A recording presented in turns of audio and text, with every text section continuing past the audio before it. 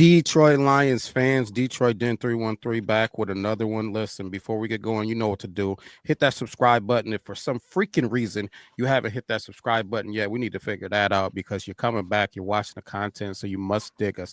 Um, Listen, Steve, I think we got a good one today. We were talking prospects, we're talking free agents. We've been bouncing back and forth, back and forth, back and forth. Today we got another potential free agent. Tell the people what we're talking about, man. Demarcus Lawrence of the Dallas Cowboys is a name that it intrigues me. There's a little bit of interest there. I don't know what the Cowboys are doing. I personally don't give two shits, but even with the cap going up, they're looking at paying a lot of people a lot of money. They're paying Dak Prescott top money. They're paying CeeDee Lamb top money. They're about to pay Micah Parsons top money if they don't trade him or do something else. But I don't know. I think they're going to have to let Demarcus Lawrence walk. I can understand why. We'll get into that as the show progresses. But what's your first initial feelings about Demarcus Lawrence? I remember a lot of games watching DeMarcus Lawrence wreck games. I do remember that, right? And that's the first thing that pops into my mind. So that was instinctually. He's been brought up a couple of times, so that's instinctually what I kind of thought about. Wasn't sure if it was really a real potential thing. I wasn't really even really aware until probably a few weeks ago that he was a free agent. So I kind of thought that people were like talking about trading for him or something like that. Then recognized that he's a free agent, started to do a little bit more digging, realized that it's realistic that the Dallas Cowboys are pretty much ready to move on from him because of some of the players and pieces that they've drafted and their salary cap issue. So then I was like, it interests me a little bit enough to be talking about it and enough for me to think that it could potentially be a thing. So here we are. Yeah, just without getting into stats or anything, he's coming off of a 2024 foot injury in week 4 of the 2024 campaign and did not play the rest of the year. Does that concern you at all? A foot injury for an, I don't want to say an old player, but he's a little, he's a little long in the tooth when it comes to his NFL season. So does a foot injury concern you at all? The Liz Frank, no, it's not. It it doesn't necessarily concern me that it was a foot injury. What Because he seemed like he could have potentially came back, but they weren't in the hunt. So it was kind of one of those things like, okay, we're gonna shut him down in the best interest of the player who's kind of dedicated some serious years to the Dallas Cowboys and had some major productions and been a major key piece for those guys. I think they were kind of showing him some love by shutting him down and not risking potential injury moving forward, especially not knowing what they were going to be doing. Maybe he stays and does like a 1-year deal. Maybe he doesn't. They didn't know, and I'm quite sure he probably wanted to shut it down too, in a sense of like, why risk it if they're not in a playoff hunt. So that doesn't worry me because I heard rumblings of him potentially coming back before the season had ended. I think if they were in a hunt, he would have came back. So obviously he still can play, man. He's still of a playing ability. It's just a matter of how much juice does he have in a tank outside of that injury, just being banged up after a nice long veteran NFL career, man. His age worries me more than that specific injury.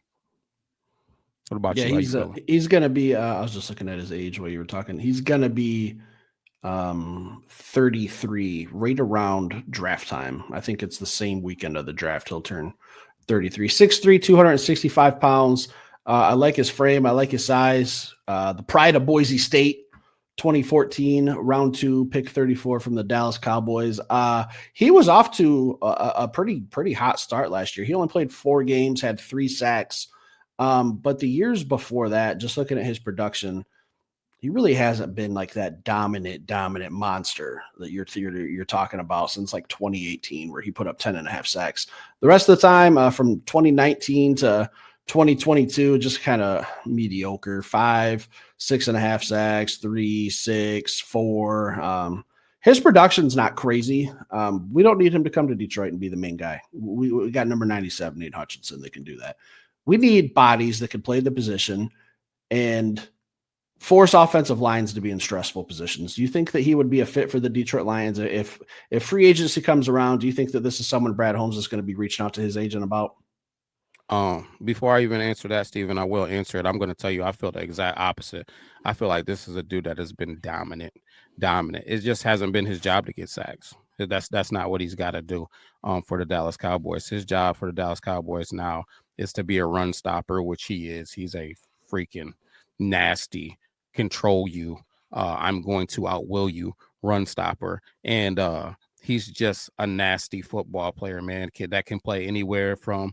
He's got plays playing the zero, playing right over the center, dominating the center, and then he's got plays playing out on the edge, and then just beating people with speed, power, bull rush. He can bull rush you, or he can beat you around the edge. He's a guy that can do it all. But I just think that there was other guys' responsibility, like Micah Parsons. Micah Parsons was the sack guy, and I talk about this all the time too, in the sense of like typically in the defensive scheme, you don't got two guys that's just putting their ears back and going after the passer, man. Some guys, they got some other responsibilities in the run or in the defensive scheme, whether it's run, whether it's a certain lane or a certain gap responsibility. Why maybe a guy like Micah Parsons is spinning his ears back and going after that quarterback. So I kind of thought the similar thing when I initially looked at the stats, but when I turned that film on, man, he's winning, and he's not barely winning. Like I talk about a guy that I like in Detroit, Levi Onwuzurike. He who gets wins, who he gets wins. Levi Onwuzurike does. Demarcus Lawrence is winning. Like he's not just getting wins here and there. No, the expectation when he lines up across that guy, he's winning. Whether he's controlling you, controlling the gap, then shedding you and getting in on the run play, or he's now looking at a third and long situation where everybody can pin their ears back and go try to get after the quarterback. He's getting those opportunities. So I just feel like he's gotten to a stage of his career where some of the other guys have come in and been drafted to be the pass rushers, and now he's got to do even more to earn that right to get the opportunity to pass rush. Becomes a Detroit man. I think we're going to see more of the same. I think he'll fit right in. I think he could be a guy similar to Levi Onwuzurike that can play a little bit of defensive tackle when needed, bump out the defensive end that's needed. If people get banged up, he can stand in for any position on that defensive line. I think for any team, he could help any team. It's just a matter of, are you willing to spend what the market value is for him and what is he willing to take? Because the bottom line, I think me, I'm trying to get a $12 million, $10 million 1 year deal out of him. But if I'm him, I'm trying to get a 22, $24 million 2 year deal, at this stage of my career. Like we said, before that football season kicks off, he's going to be 33. I like to make sure I'm getting paid until 35, 36, if I can. But we know what Brad Holmes likes to do. He likes these injured guys. He's coming off an injury that shut him down for the season. And he's a guy that's shown that he can be productive in this NFL. Brad Holmes can talk him into signing a 1 year deal, and the Dallas Cowboys are ready to move on from him. It's definitely a thing that would. I'm not gonna say that I would be over the moon excited about it, but I'd be like, okay, all right, that's cool. That's a cool one.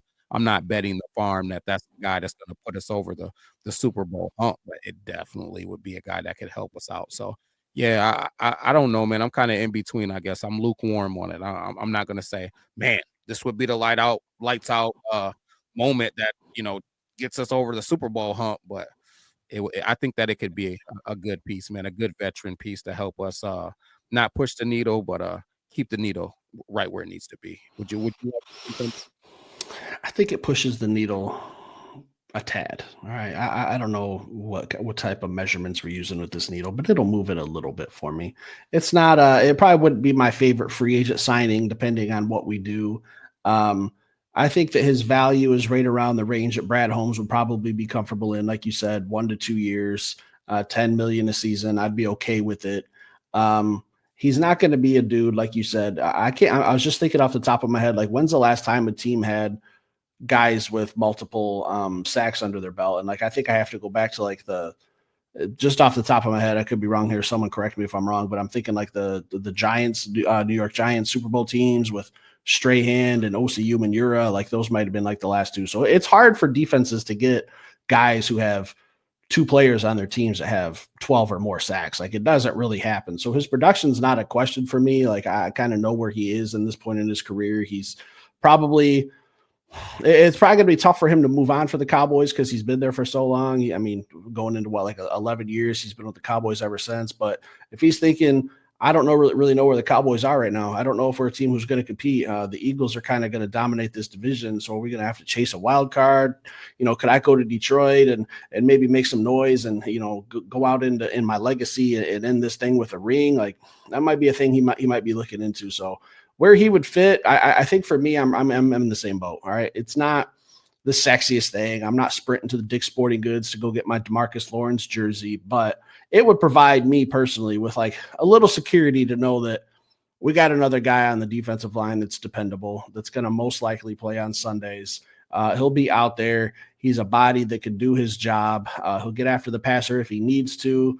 That's the biggest thing for me. And even if we signed a Demarcus Lawrence, it doesn't change anything about my draft strategy. That's another thing I was going to ask you. Like, I'm still going into the draft with the same expectations of getting another young edge pass rusher or maybe a D tackle. So it doesn't change anything for me. It's just kind of giving Kelvin Shepard and Casey Rogers the ammunition to shuffle things up a little bit and maneuver some pieces on the defensive line and do some different type of combinations. So that would excite me. Um, Speaking about getting an edge or a defensive tackle, man, I think that we're still sitting in a position to where Brad Holmes can still do anything that he wants, man.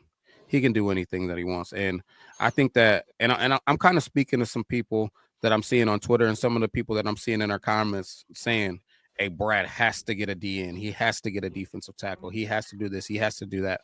Listen, the Cleveland Browns. You say what you want about the Cleveland Browns. They put out a hell of a defense last year with Zadarius Smith and Myles Garrett on the edge. Two guys that we're going to have on our edge this year. Two guys that we haven't got a chance to see play football together yet. So watching that film and breaking down that film of Zadarius Smith last year while he was in Cleveland, he was playing some pretty doggone good football, some solid football with the superstar on the other end. And the Cleveland Browns showed that you can play some darn good defense with those two on the edges. Those are two guys that we have coming back to be our edges this coming season, right? So I don't think that we're in a panic mode to where we have to draft that edge early. I don't think we're in a panic mode with some of the guys in free agency to where we have to play or make a play on that drafting that defensive tackle early. The board is open, man. So I say that to behoove you guys to have an open mind as we start to talk about some more of these prospects that maybe aren't edges or aren't defensive tackles, because there's who knows who's going to fall to 28 if we end up picking that pick 28. Maybe it's one of these edges. Maybe it's one of these off-ball linebackers. Hey, maybe it's an offensive player. Maybe it's a corner. Who knows what it may be, but you got to get the best player available, first-round talent, and who knows what that first-round talent be. Might be a lineman. Maybe we go get a tackle, man, to start prepping to, take over for a guy like Taylor Decker. Or maybe we get a guard, man. Glasgow was coming up on, he was a little bit banged up last season, and he's coming up on the end of his contract time. You know what I mean? So I think the possibilities are truly endless, man. So keep your minds open as we talk about some more of these draft prospects and maybe throw some different stuff out there, because not too many people are sending us people in the comments that aren't defensive tackles or DNs, man. Because if I had to go into this season with Zadarius Smith and Aiden Hutchinson, I feel like it's a step up from how we started the season last year. To me, like, isn't there a reason why we wanted to go out and get Zadarius Smith the trade for him? You know what I'm saying? Like, do we think that Zadarius Smith is going to offer more edge abilities than a guy like Levi Onwuzurike? Like, you know what I mean? So I think that we're talking about this defense would have been great if it was healthy. Then Zadarius Smith is an upgrade to that defense. Why are we in panic mode? You know what I'm saying? So I'm not saying that we won't take an edge or I don't want an edge. I do want those things. And I am super excited about all of the guys that we talked about so far. But my mind's open, man. And who knows what Brad might do. You come back with Aiden healthy. You come back with Zadarius healthy, man. These cornerbacks get healthy, man. Amik Robertson, Ennis Rakestraw, Terry and Arnold. I think that this floor is still open, man, for us to be able to draft anything we want to. You know what I mean? Especially depending on what we do in free agency. So, Steve, is your mind open? Are you locked in? We got to draft the edge. We got to draft the defensive tackle. Or are you like, man, Brad could do? The floor is kind of his. I think first of all, I think Zadarius Smith is probably the most disrespected Detroit Lions player out there. Like, everyone just assumes it's a foregone conclusion that he's gone. There's been no hints of that. There's been no rumors of that. I anticipate he'll be here. And I said it when we traded for him. I'm curious to see how he goes with a role change, going from being that number 2 option with Myles Garrett to now he's in Detroit and he has to be the main guy with Aiden Hutchinson being hurt. So maybe with Hutch coming back, that kind of boosts Zadarius's, I don't want to say confidence, like his level of play maybe a little bit, because he doesn't have to be the guy anymore. He has to be the same role he was when he was with Cleveland, kind of like what I think you were hinting at or saying maybe in different words.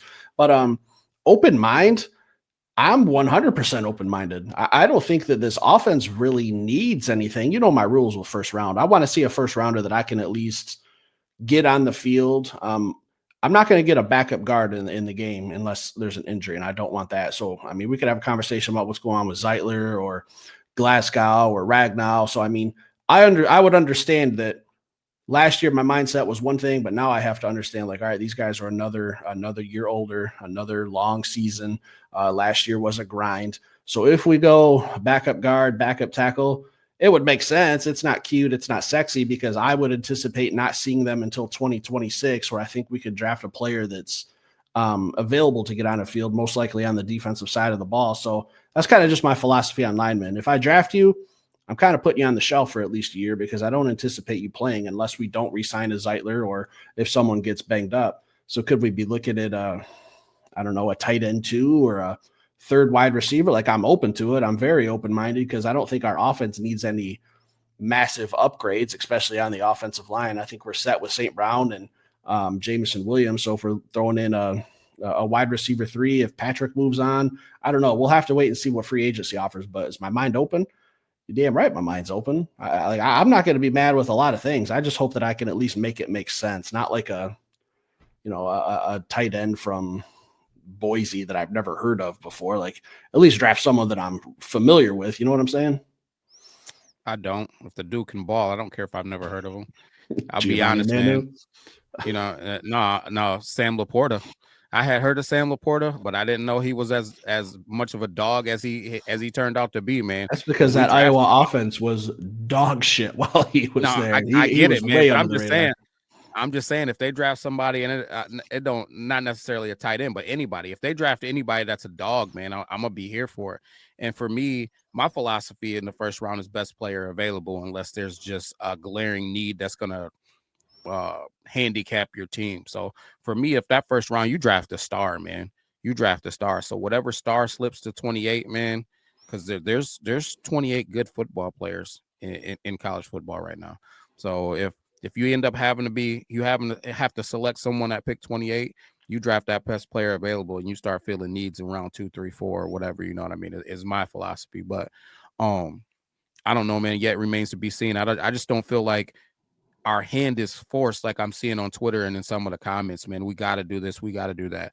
No, man. If we go into the season with Zadarius Smith and we go into the season with Aiden Hutchinson, Jack Campbell, and Alex Anzalone and Brian Branch and Kirby Joseph, and the list goes on, Meek Robertson and Terry and Arnold. Yeah, I think we're just fine, man. We're just fine. Now, we can draft whatever we want to draft. Now, there's some pieces that I would like to see us draft. You're darn right there is. You're darn right there is. But uh, I don't think that Brad Holmes is gonna by any means let himself get cornered into doing something. He's gonna play this thing like he wants to play it, and I think that as he should. I'm excited to see how he does it. I'm not gonna pretend like I know. He could easily draft somebody that we've never even heard of. I know I got a couple of cornerbacks that are, second and third round tier guys that I've heard absolutely nobody talking about. Could be a guy like that, man, because I think that we could use 1 to 2, maybe, cornerbacks kind of as depth pieces, man. But who knows what the heck Brad Holmes may do. I keep saying it, and I'm going to say it some more. I feel like this is an awesome trade back draft. If you're not getting one of those guys that are, I think, just absolutely crazy, freakishly talented in the top 15 picks, I think I could easily see the Detroit Lions trading back and getting an extra third round pick or an extra second round pick, and maybe getting a extra depth piece to add to this D line instead of drafting one of those pieces in the first round, man. So I don't know, man. I got a handful of guys, man, that I think are just supremely talented over the rest, and after that, man, it's kind of a blend of round 2 and round 3 guys. So I'm excited to see which way this thing ends up going. Yeah, we might have to start looking into some corners too, because we don't know what's going to happen with Carlton Davis. Like, I think he's a big piece too that a lot of people forget about. Like, as much as we talked about it the other night, like he wants to be in Detroit. Nothing but positive things to say about Dan Campbell. It's all about how Brad Holmes perceives him. Like it's all going to be about the almighty dollar, how much money he wants to fork out for Carlton Davis.